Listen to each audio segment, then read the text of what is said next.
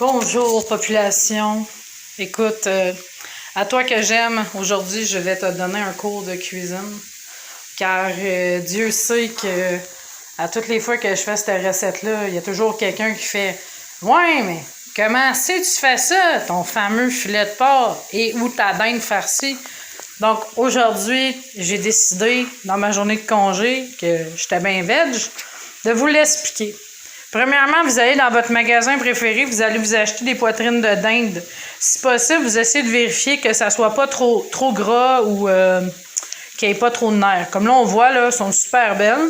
Puis vous prenez aussi, sinon, un filet de porc. Les filets de porc qui se vendent sous vide, normalement, vous en avez deux là, dans le pack. Ça, c'est le premier que j'ai fait. Le deuxième est ici. Vous aurez besoin également de garniture pour mettre au centre de votre, justement, de votre filet farci et ou sinon poitrine. Moi, personnellement, j'ai pris ici des épinards. Il va y avoir aussi du fromage suisse et, moi, je l'ai coupé pour le purpose, des échalotes et du chorizo pour donner du goût parce que le chorizo, c'est fantastique. Aussi, il va y avoir besoin de persil, sel, poivre. Puis après, on va pouvoir commencer la préparation. C'est important de vous équiper d'un couteau qui est très coupant. Si possible, là, ici, on appelle ça un désosseur et ou sinon pointe très fine du couteau. Parce qu'on va surtout travailler avec la zone qui va être ici pour pouvoir enlever toutes les membranes au niveau du filet de porc et ou sinon de couper en papillotes. Fait que c'est pas mal ça qui est ça. Je vais attendre Kevin d'une seconde à l'autre, puis il va venir tenir le téléphone et me filmer à la tâche. Juste en passant, pour ce qui est au niveau du chorizo, vous ne voulez pas prendre des viandes maigres. Vous voulez avoir du chorizo assez gras. Je vous conseille personnellement cette sorte-là, si vous l'avez jamais essayé, c'est une des meilleures qu'on peut avoir sur le marché. Oui, c'est plus cher, mais ça vaut la peine. Fait que merci Kevin, on poursuit. Fait que pour commencer, on va falloir qu'on enlève les membranes au niveau du filet de porc et ou sinon de la poitrine de dinde, ce qui est pas mal plus rare, je vais vous avouer. On commence comme ça, vous prenez le doigt, vous le mettez ici. On va utiliser la pointe du couteau. On va faire une petite incision. Là, un coup qu'on a la membrane, on va aller mettre notre doigt ici pour faire un gauge, puis on enlève. Et voilà. Là, c'est sûr que au niveau du coude du filet de porc aussi, il y a toujours un slack. Il y a un bout moins beau, il faut le garder, parce que si on ne le garde pas, on ne sera pas capable de rouler. Fait qu'on enlève, et de un, on tourne. N'oubliez jamais de caresser vos viandes. Je dis pas ça genre pour une joke sexuelle, mais pour vrai, si vous lichez votre viande, c'est-à-dire que vous la flattez, vous la mettez droite, vous allez avoir un espace de travail plus fonctionnel. Et vous voyez, là, j'ambitionne pas sur le pain béni, j'enlève le minimum. Ce que je veux, c'est garder la consistance et ou la fibre. Fait qu'on va le retourner ce côté-ci. Celui qui est comme dérenché, on le laisse sur le bout. On va utiliser encore une fois la pointe du couteau. Commence, on l'ouvre en deux pour débuter. On fait une papillote, c'est facile. Fait qu'un coup qu'on a dégagé le centre, on s'en vient le taper. Vous voyez, ça ressemble comme un filet. Pensez à un filet de poisson, là, c'est pas compliqué, là. Bon, là, on veut l'agrandir encore, on s'en va couper. Là, on coupe pas en débile mental, on fait pas la pointe, là, on le stable. On y va vraiment comme une chirurgie, on étire. Là, pour ceux qui ont les idées les plus tordues, oui, vous faites une belle petite noune. C'est pas compliqué, c'est ça la façon de faire. On redonne une claque sans noune, that's it. Là, il est pas trop mes jokes parce qu'on n'est pas sorti du bois. Fait que moi, personnellement, j'aime toujours poivrer au début, un peu, et aussi saler ma viande. Ça vient donner un goût, c'est un rehausseur de goût. Le sel, c'est important d'utiliser. Là, on va utiliser une échalote, c'est pas compliqué. Moi, là, je l'ai déjà prélavé. Fait que cassez-vous pas la noix, vous en mettez une au centre, tout simplement comme ça. Ça va rajouter du goût. Puis là, vous l'enfoncez. C'est pas simple, rien qu'un peu. Ensuite, un peu d'épinards. Là, tu y vas. Tu mets tes épinards de même.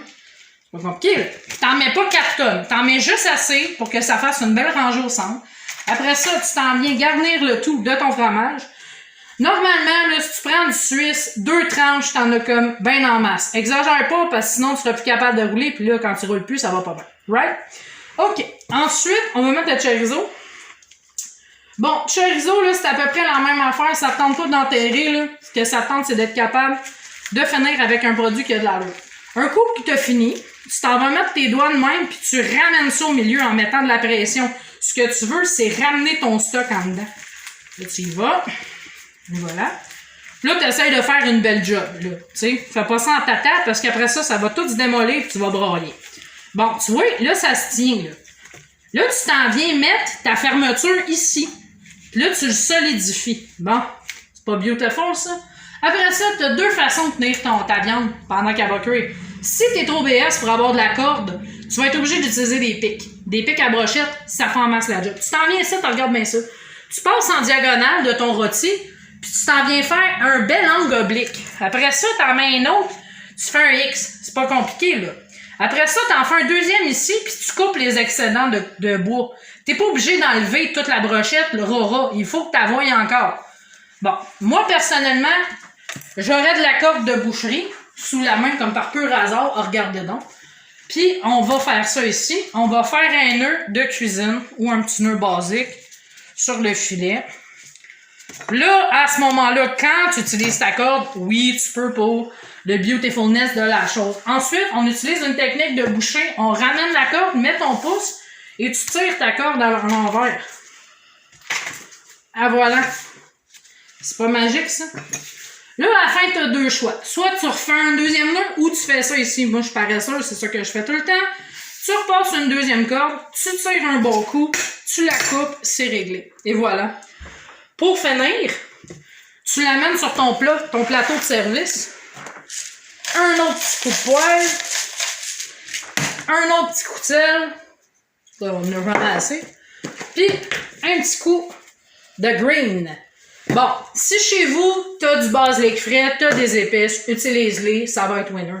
Mais tu sais, anyways. Fait qu'on va faire la même affaire avec le poulet. Là, je te ferai pas une vidéo en long, en large une deuxième fois. Je pense que t'as compris le concept. Mais pour ta poitrine de dinde, tout simplement, tu t'en viens l'ouvrir en deux, une deuxième fois, en papillote. Puis t'essayes autant que possible tout le temps d'utiliser la pointe de ton couteau et de faire un rectangle ou un triangle dans ce cas-là, parce que là, tu peux pas faire un miracle. Et le rôti de poulet, dinde, poitrine, tu peux faire ça dans les poitrines de poulet aussi, tu sais, si t'es bien lâche, puis t'as rien que ça sur la main. Sauf que ta garniture, tu vas venir la mettre ici. Et tu vas rouler en ramenant par-dessus.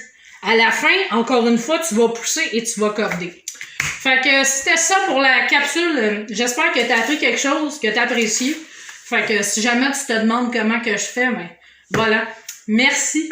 Bye bye.